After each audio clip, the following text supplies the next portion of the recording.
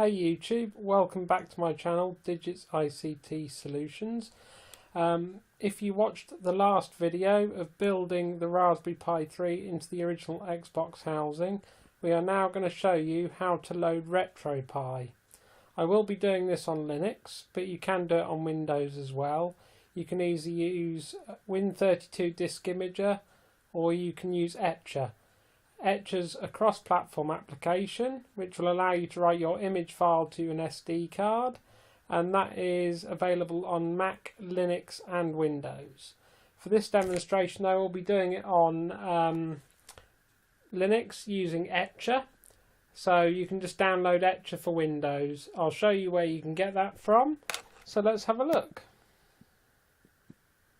If you Google Etcher, I've spelt it wrong. Oh no, maybe I haven't. Here you are. And you just choose the operating system you want to download and install for. And that's all you have to do. So now you want to download the Retropie image. So if you just type into Google Retropie,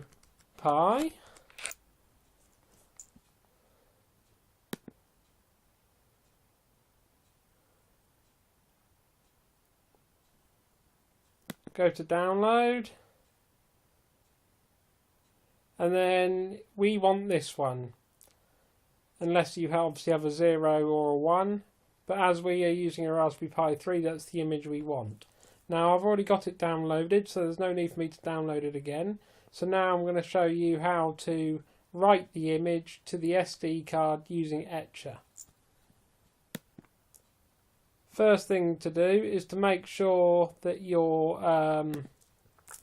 SD card is formatted FAT32. So it's using the whole available space, because SD cards these days, due to the size, come formatted in exFAT, and it will not work in exFAT. So you need to format your SD card or micro SD card to FAT32. And once that is done, all you have to do is then run the Etcher program or Win32 Disk Imager. So we're going to run Etcher.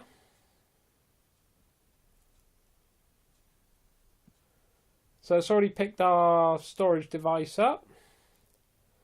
We're now going to obviously find the image, which I have already downloaded. There we go, we've got the Retropie 4.2 image. We're just going to open that, and now it's ready to flash.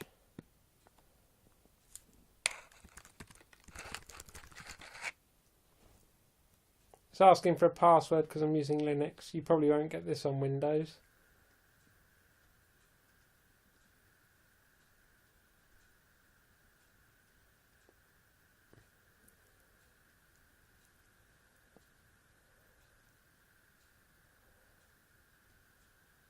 Now it's writing a bit slow, but that's due to my SD card reader. But it shouldn't take very long.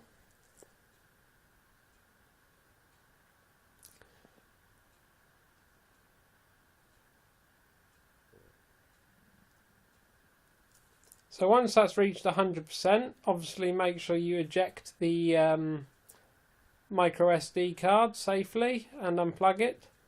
And we'll then put it into the console and we will boot up Retropie, and we'll go through configuring it. I mean, it's pretty much self-setup, but there's a few little things that we can do to tweak it. And then once you've done that, we can then look at loading the ROMs on.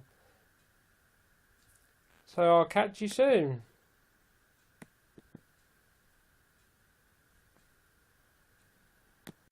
Right, we're back. We have now completed using Etcher or Win32 Disk Image, copying our Retropie image to our micro SD card. Now we need to put it into the console that we've built. So on this one, we've got it here. Help you put it in the right way around.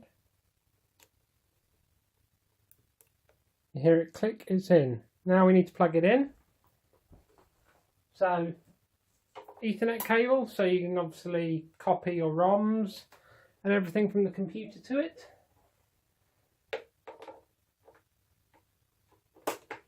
HDMI cable.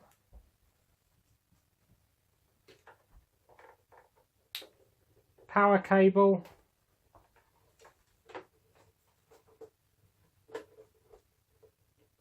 And controller. Let's power it up. What it'll do on the first boot is it'll resize the file system so you've got full access to save all your ROMs.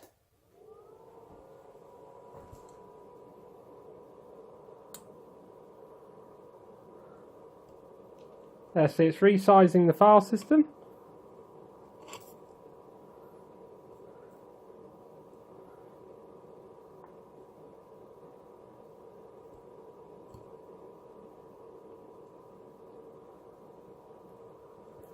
And with your controller plugged in, it should detect it as a controller.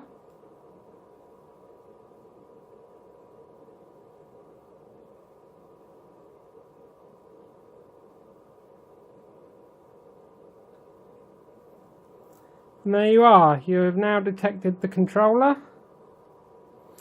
Now what you need to do is hold any key to configure it.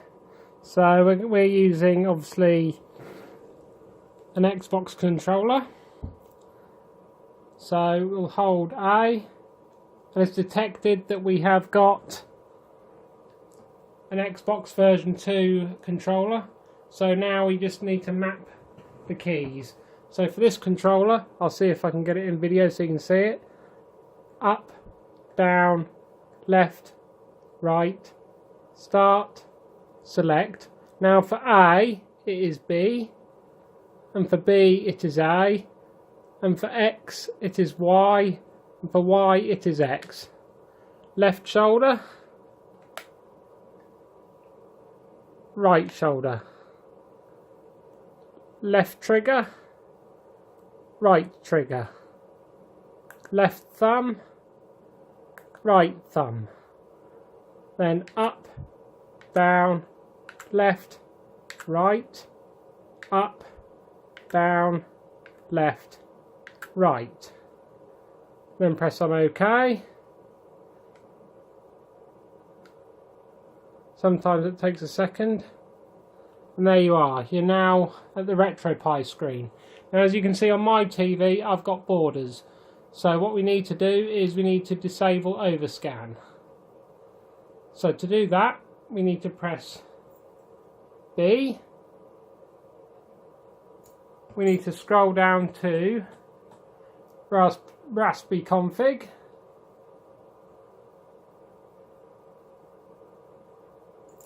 I'll see if I can zoom in on this so you can see. Now what we want to do is go to advanced options and then select, and then you see A2 overscan. Press on B and then press the right digital button to give you select. And it'll say, would you like to enable compensation for displays with overscan? Press no. And it'll say display overscan compensation is disabled. Press OK. And then scroll down to finish. Then it wants us to reboot, so we press yes.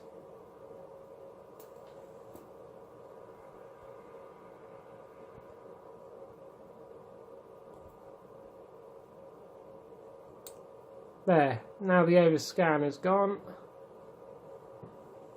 and we now have a full screen.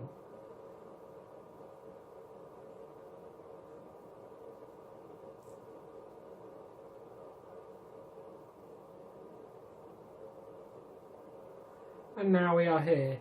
As you can see, there's no emulator showing up yet because there's no ROMs in the relevant ROM files.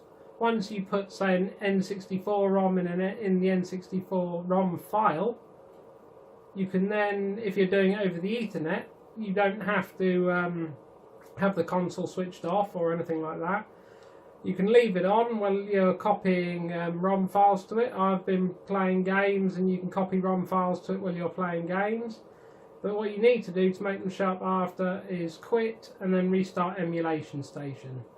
So we're going to go back to the computer now and we're going to copy 1 or 2 ROMs over, and then we're going to come back to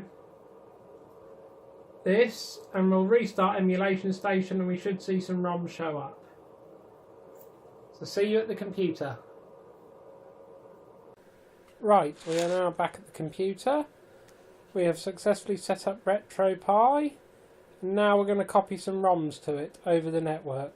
If you're using Windows, you need to go to Start and Run and type in the IP address. Now to find the IP address, if you click Retropie and scroll down to show IP address, it will show your IP address.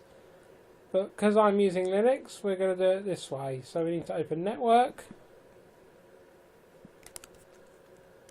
SMB :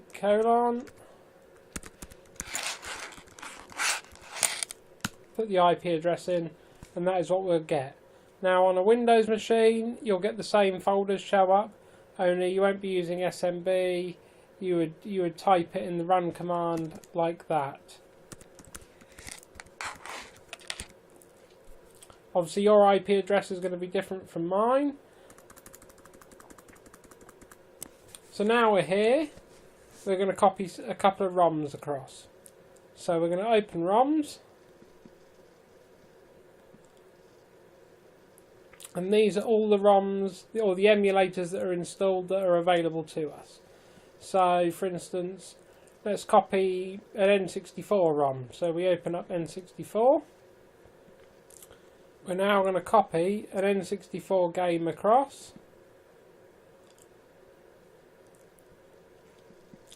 So let's find one, shall we?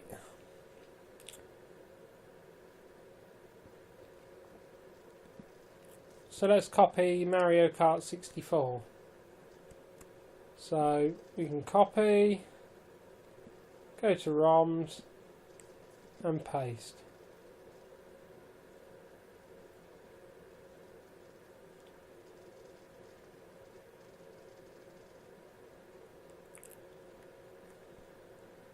Let's also copy over, let's have a look, why don't we copy over a Sega game. So let's find Mega Drive, or in America Genesis.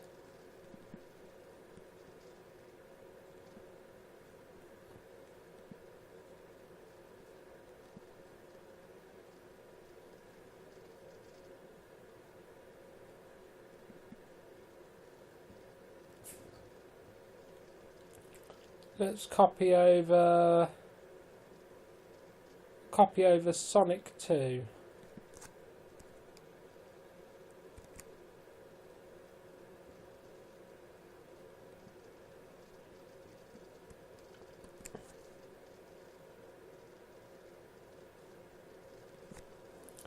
Now if you're going to copy over PlayStation games, you will need to obviously use a BIOS file.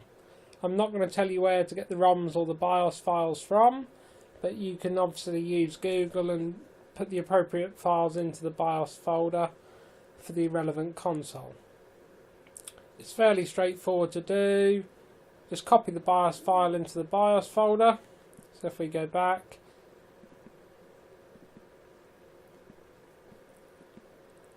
it'll already have, so there you go, that's what you're left with. So you've already got some BIOS files in there, but you need to add in the BIOS file for the PlayStation. You can just drop it here, and you can also drop different region BIOS files in as well. So it's dead straightforward.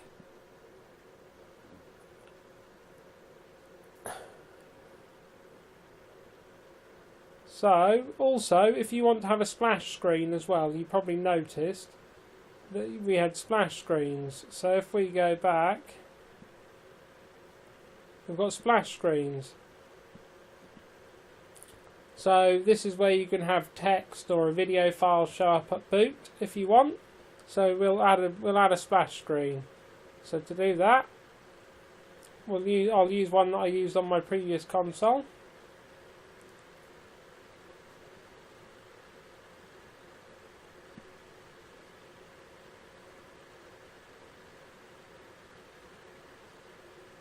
and that is now copied across. So if we now go back to the Retropie console, and we can look and see if the ROMs show up. See you over there. Right, we are now back at the Retropie. So now if we press the start button, if we go to quit, restart emulation station, hit yes, and there you are. We now have Mega Drive, Nintendo 64. So if we go to Mega Drive, and there we have the Sonic 2 that we copied over earlier.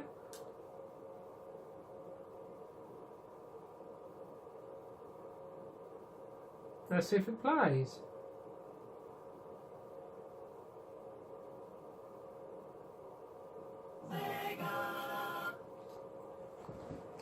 And it does.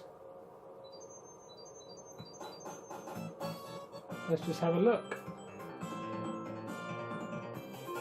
Obviously the analog sticks don't work for this game, so you have to use the digital pad. So that works alright. Now if you want to get rid of the borders, you saw that little window that came up when we first opened it. So we'll go and see if we can get rid of the borders. Now to get out of a ROM, you need to press start and select together. So if we press Sonic 2 again, press A to configure. And then you'll get this come up. So you'll get select default emulator for Mega Drive, so we want to leave that. Select emulator for ROM. Select default video mode, which is what we want, and we want to change that. Or if you want to have different video modes for a ROM only, you can. So we're going to change that, and I always set it to CEA1, which is 640 by 480 at 60 Hz at 4:3, and that should then actually stretch to the screen. Then if we go down and hit launch,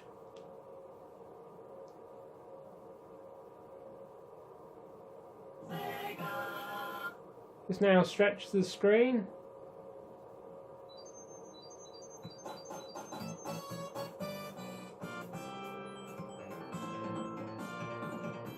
Let's just double check.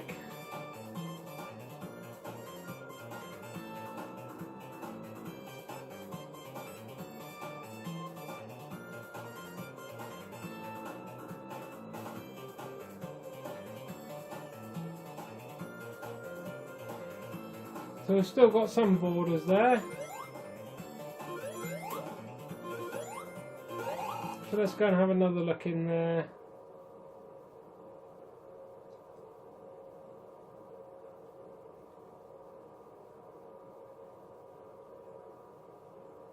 It varies from emulator to emulator, but normally just changing up to CEA1 does the trick. Let's select it for that ROM as well, see if that does it.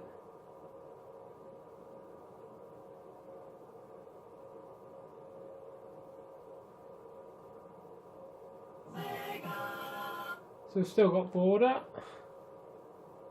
So perhaps if we come out of that,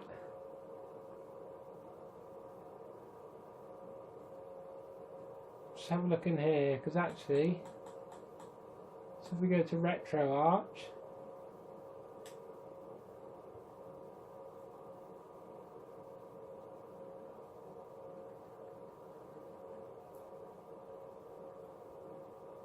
video, oh, excuse me,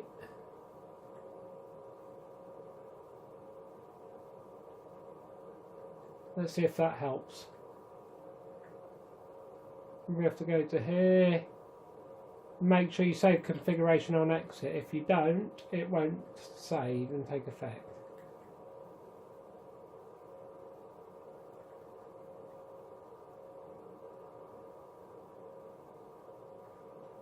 And quit.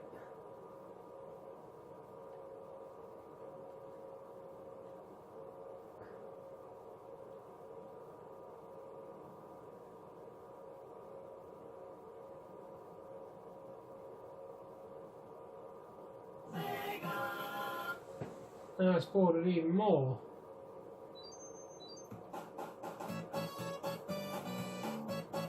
So if we come out of that again, in fact,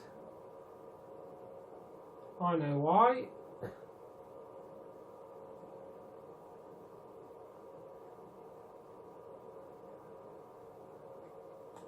Let's go back into RetroArch.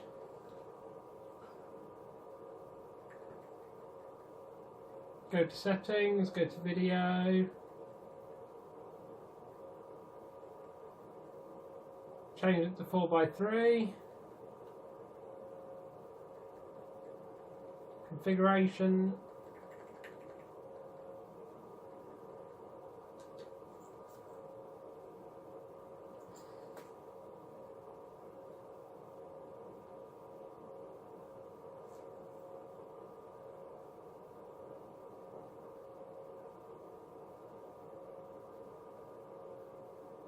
And there you go. You now have full screen.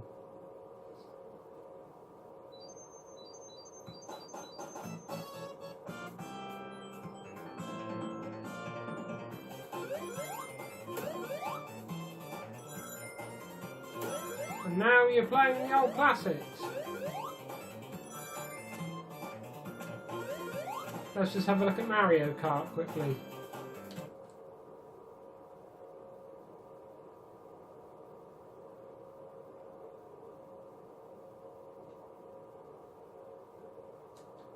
And we need to do the same for this as well. So what you need to do is press on Mario Kart, then press on the A button to configure, which is obviously B on the Xbox controller. And if we change the video mode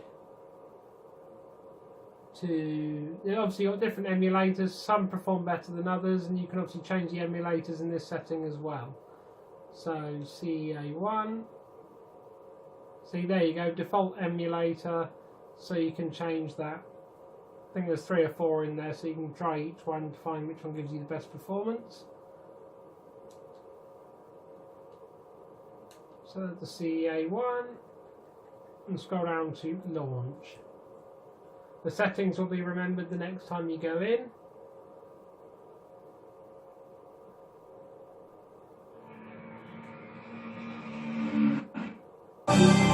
Welcome to Mario Kart. So look down a bit.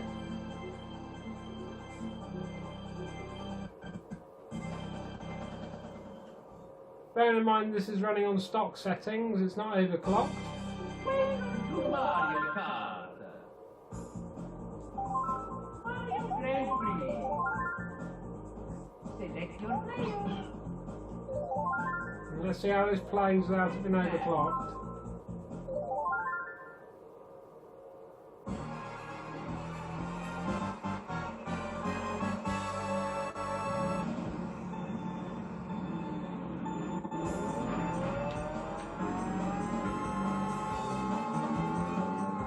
Yeah, plays well.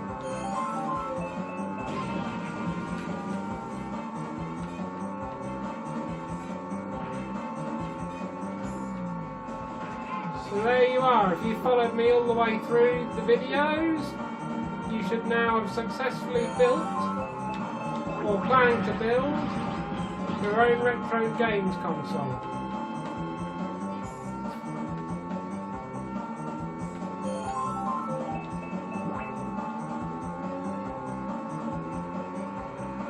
Yeah, it's all very good, and I'm surprised it's not overclocked. This is the latest version of Retropie 4.2, so it looks like they've improved things even further without, I had to have my last one overclocked. But this seems to be performing absolutely perfectly. So there we are.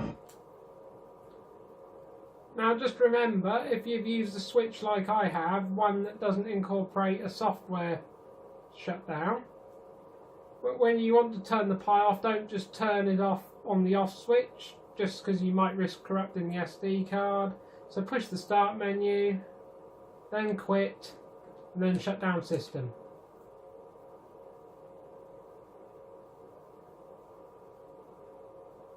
When your TV comes up with no signal, it is safe to turn the console off.